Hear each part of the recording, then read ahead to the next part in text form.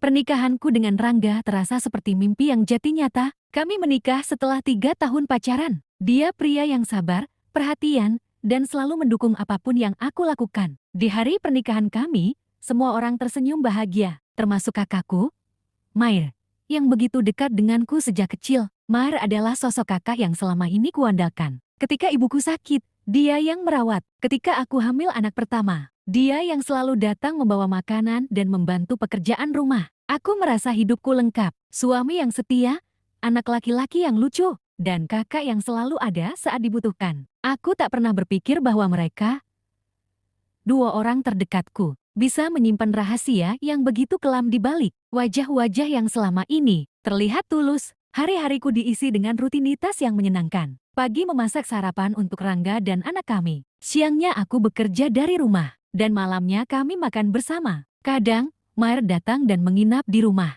Katanya agar bisa lebih dekat dengan keponakannya. Aku tak pernah merasa keberatan. Justru senang aku merasa dikelilingi oleh orang-orang yang mencintaiku. Tapi, seperti kata orang, kebahagiaan yang terlalu sempurna seringkali menyimpan sesuatu yang tidak terlihat. Dan aku, pada saat itu, masih terlalu bodoh untuk menyadari bahwa senyuman mereka bukanlah tanda kasih sayang melainkan topeng atas pengkhianatan yang telah berlangsung lama. Beberapa bulan setelah Mair semakin sering datang ke rumah, aku mulai merasakan sesuatu yang ganjil, bukan dari sikapnya karena dia tetap ramah dan hangat seperti biasa melainkan dari sikap Rangga. Dulu, setiap aku memasak, Rangga selalu memuji dan bahkan kadang mencium keningku sebagai bentuk terima kasih. Tapi akhir-akhir ini, dia lebih sering diam. Kalau aku bicara, responnya singkat. Kalau aku peluk, dia kadang menjauh dengan alasan sedang penat atau pusing karena pekerjaan. Awalnya, aku mencoba berpikir positif. Mungkin dia sedang lelah. Tapi, rasa itu makin mengganggu saat aku menangkap beberapa momen aneh sekilas tatapan Rangga kepada Mair saat mereka ngobrol. Senyum Mair yang sedikit berbeda saat sedang bercanda dengan suamiku.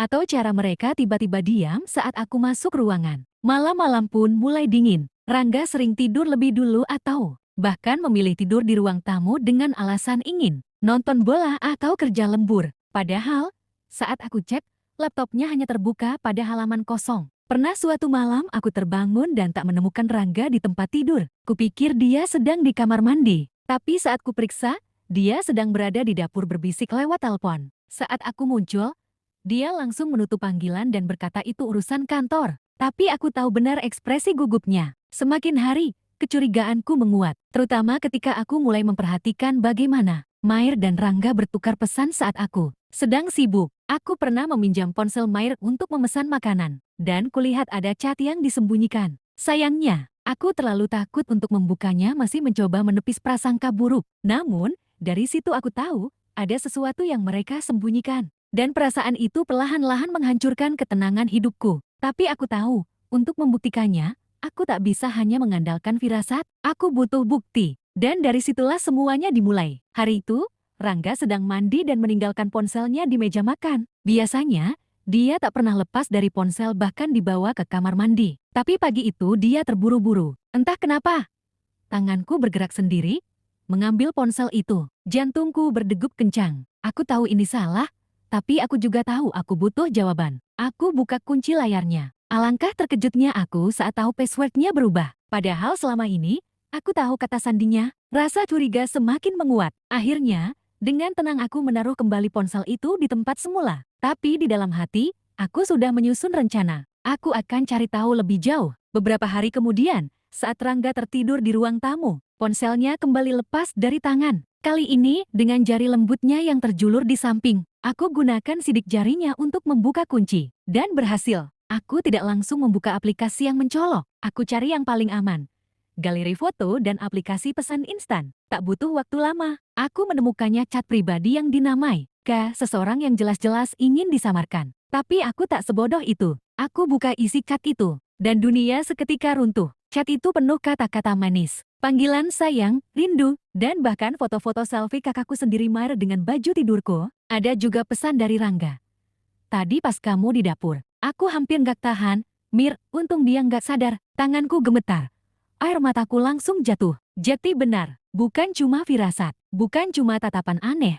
Mereka sudah melangkah sejauh ini. Aku menahan isak tangis agar tidak membangunkan Rangga. Kukirim semua bukti itu ke email pribadiku, diam-diam. Tak boleh satu pun hilang. Setelah itu, ponselku taruh kembali. Malam itu aku menangis dalam diam di kamar mandi sambil menggigit handuk agar suara tangisku tak terdengar. Luka itu begitu dalam karena dikhianati bukan oleh satu, tapi dua orang yang paling aku percaya. Tapi aku tahu, ini belum saatnya meledak. Aku butuh lebih, dan aku akan menunggu saat yang tepat untuk menghancurkan mereka. Di depan semua orang yang mereka kenal. Sejak malam itu, aku berubah. Tapi bukan menjadi lemah melainkan diam dan tenang. Seperti air yang menunggu waktu untuk menjadi badai. Aku mulai mengatur strategi, tidak langsung menuntut atau memaki. Aku ingin mereka jatuh dengan cara yang tak akan terlupakan. Aku tahu, pengkhianatan seperti ini tak cukup dibalas dengan kata-kata. Mereka harus merasakannya di depan seluruh keluarga. Di tengah orang-orang yang selama ini mereka tipu dengan wajah palsu. Setiap hari aku memperhatikan pergerakan mereka. Mair masih sering datang ke rumah, seolah tak ada apa-apa. Ia tertawa, memeluk anakku,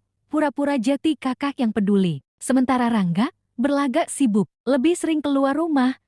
Bahkan di akhir pekan, aku sengaja membiarkan semuanya berjalan seperti biasa agar mereka lengah. Di saat itulah aku memasang aplikasi pelacak di ponsel Rangga. Aku tahu kapan dia keluar, kemana dia pergi, bahkan dengan siapa dia bertemu. Suatu sore, saat Rangga bilang akan rapat dengan klien, aku melihat ponselnya diam di sebuah hotel kecil di pinggiran kota. Dengan napas tercekat, aku memberanikan diri menyusul. Dan di sanalah mereka. Dari balik kaca kafe hotel, aku melihat Mair duduk di depan Rangga. Mereka tertawa. Tangan mereka bersentuhan, dan wajah mereka seolah tak ada beban sedikit pun. Mereka begitu nyaman, begitu bahagia. Di atas luka yang mereka tinggalkan padaku, aku tidak masuk. Aku hanya diam, memotret dari jauh, mengabadikan pengkhianatan itu dalam bentuk yang tak bisa dibantah. Lalu pulang, bukan dengan tangisan, tapi dengan rencana. Aku kumpulkan semua bukti screenshot chat, foto-foto dari pelacak lokasi, dan rekaman pesan suara yang kutangkap saat ponsel Rangga terhubung ke speaker mobil. Sampai akhirnya, sebuah undangan datang.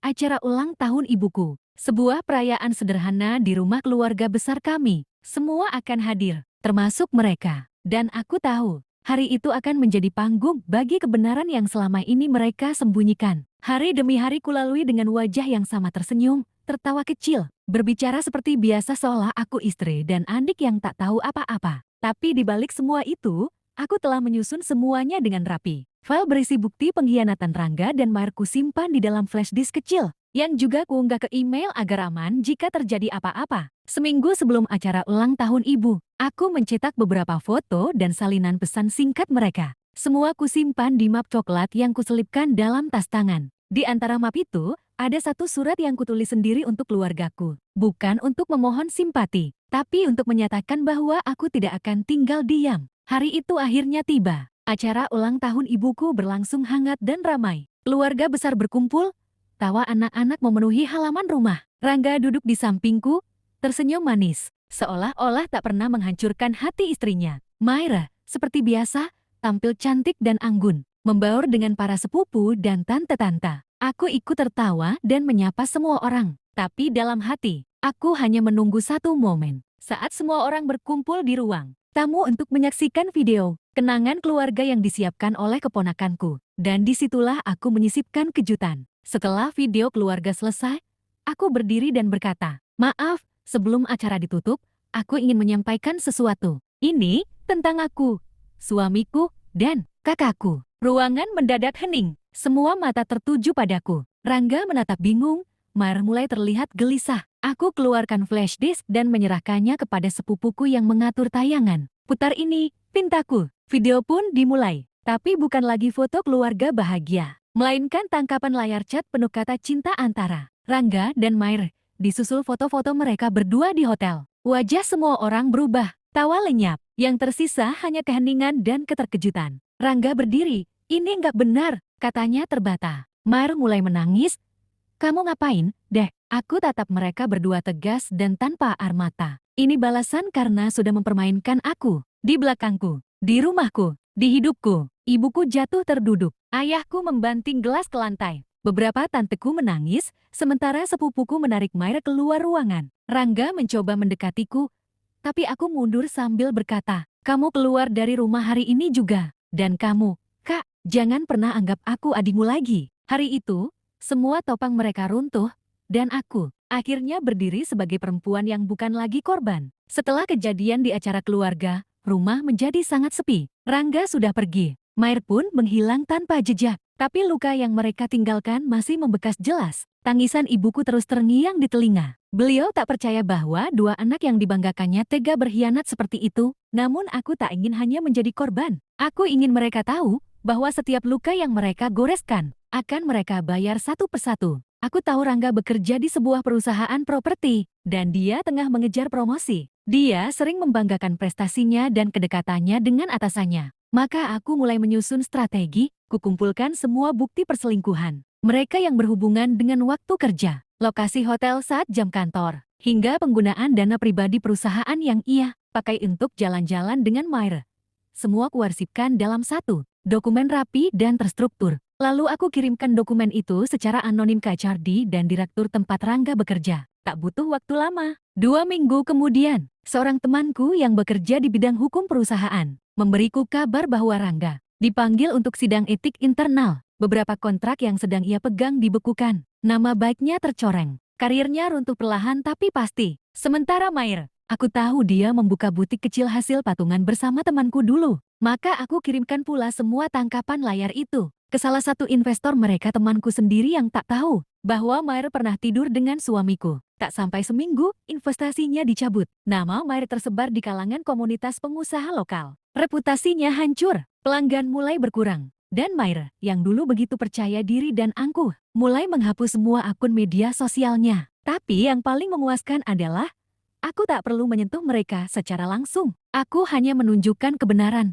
dan membiarkan dunia menilainya. Aku bukan perempuan pendendam, tapi aku juga bukan perempuan yang membiarkan dirinya diinjak tanpa melawan. Hari demi hari aku bangkit, bukan lagi sebagai istri yang dikhianati, bukan sebagai adik yang disakiti, tapi sebagai perempuan yang tahu kapan harus diam dan kapan harus menghancurkan. Sudah 2 bulan berlalu sejak kejadian di acara ulang tahun ibu, tapi dampaknya masih terasa seperti kemarin. Rumah tanggaku hancur, tapi aku memilih menjalaninya dengan kepala tegak. Aku tidak lagi bersembunyi dari pandangan keluarga besar. Justru mereka kini memandangku dengan hormat karena aku berani mengungkap yang lain hanya bisikan di belakang. Namun, di tengah semua itu, muncul kabar baru. Suatu hari, paman dari pihak ayah mengundang makan bersama. Acara sederhana yang katanya hanya kumpul biasa. Tapi aku merasa ada yang lain. Ketika aku tiba, sebagian besar keluarga besar sudah duduk. Bahkan Mair dan Rangga datang. Wajah mereka murung, duduk di sudut, tak berani banyak bicara. Paman membuka pembicaraan dengan nada berat. Kita ini keluarga. Masalah sebesar apapun harus diselesaikan dengan kepala dingin. Tapi ada batasnya. Dan apa yang kalian berdua lakukan? Ujarnya sambil menatap Rangga dan Mair. Sudah bukan sekadar salah, tapi aib. Semua mata tertuju ke mereka. Mair menunduk, Rangga mencoba membela diri. Itu urusan pribadi kami. Harusnya tidak diumbar begini. Aku berdiri. Suaraku tenang, tapi tegas. Bukan aku yang mengumbar. Kalian yang membuka luka ini di rumahku, di hidupku. Tanpa sedikit pun rasa bersalah. Tiba-tiba sepupu-sepupuku ikut bicara. Beberapa dari mereka ternyata tahu tanda-tanda tapi tak berani mengungkapkannya. Bahkan salah satu dari mereka pernah melihat Rangga dan Mair bermesraan di mal. Tapi mengira itu hanya orang mirip. Saat itulah ayahku, yang selama ini diam, akhirnya angkat bicara. Saya malu. Saya gagal sebagai ayah. Tapi saya lebih malu punya anak yang tega menusuk adiknya sendiri. Mulai sekarang, Mair bukan lagi bagian dari keluarga ini. Mair menangis histeris. Ia memohon kepada ibu, tapi ibu hanya berkata, kau pilih dia, bukan adikmu. Maka sekarang jalanmu juga bukan bersama kami. Rangga mencoba menarik Mair keluar dari ruangan. Tapi sebelum mereka pergi, aku berkata satu kalimat terakhir. Selamat hidup dalam kebohongan yang kalian pilih. Aku sudah selesai. Semua orang diam. Tapi di dalam diam itu, ada keputusan bulat. Mereka telah mengasingkan diri mereka sendiri. Aib itu kini menjadi warisan yang akan selalu menempel di nama mereka. Bukan karena aku membongkarnya,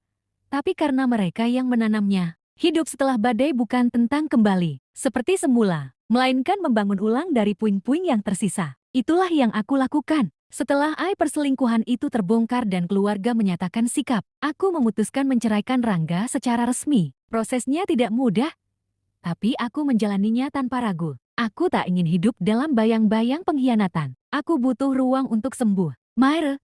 Sejak hari itu, dia menghilang dari pergaulan keluarga. Nomornya diblokir oleh hampir semua kerabat. Aku dengar butiknya tutup, dan ia pindah ke kota lain bersama Rangga. Entah benar-benar bersama atau hanya sekadar saling menumpang. Aku tak peduli lagi. Mereka telah memilih jalan mereka. Jalan yang mereka ukir dari kebohongan dan pengkhianatan. Sementara itu, aku mulai pelan-pelan membangun hidup baru. Aku kembali bekerja dengan serius. Teman-teman kantorku memberiku semangat. Dan dari situ aku belajar untuk tidak menutup diri. Aku ikut seminar, ikut komunitas, dan bahkan mulai merintis usaha. Kecil-kecilan dari hobi memasak yang dulu sering dikecilkan oleh Rangga. Anakku adalah kekuatanku. Aku menjelaskan semua dengan cara yang bisa dia mengerti, tanpa menanamkan kebencian. Aku ingin dia tumbuh dengan hati yang bersih, meski pernah menjadi bagian dari cerita yang kotor. Yang paling menenangkan adalah, aku tidak lagi menangis di malam hari. Aku tidak lagi bangun dengan dada sesak memikirkan pengkhianatan itu. Aku sudah melalui semuanya dengan luka, dengan air mata,